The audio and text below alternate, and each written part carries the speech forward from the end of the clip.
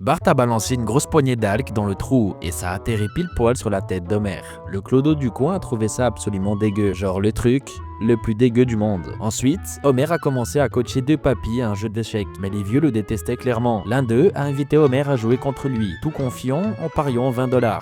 Résultat, Homer lui a mis une raclée très vite. Homer jouait même contre 3 mecs en simultané et il les a démontés sans difficulté. En fait, quand il était gamin, Homer jouait déjà aux échecs avec son père. Sauf qu'à l'époque, son père l'écrasait comme de rien avec un sourire flippant qui te glace le sang. Du coup, Homer est allé voir un prof pour s'entraîner sérieusement. Le prof l'a coaché patiemment. Avec l'entraînement quotidien, Homer a enfin réussi à battre son père. Son père, Furax, lui a interdit de rejouer aux échecs, mais ce traumatisme n'a rien changé pour Homer. Et ce jour-là, Homer et Carl sont allés au bowling pour jouer aux échecs. Oui, logique. Et il lui a sorti une théorie chelou. Les jambons aux échecs auraient un désir caché de tuer leur père. Homer a trouvé ça débile jusqu'au moment où toutes les boules de bowling se sont mises à lui rappeler la tête de son père. Et là, Homer a dit stop. Il devait arrêter les échecs, mais avant ça, il voulait jouer une dernière partie contre son père. Ils se sont livrés à une confrontation hyper intense et vite Homer a pris l'avantage et il bavait un regard triste, presque cassé, et ça l'a fait tilt dans la tête d'Homer. Au final, il a laissé tomber sa victoire et a admis sa défaite.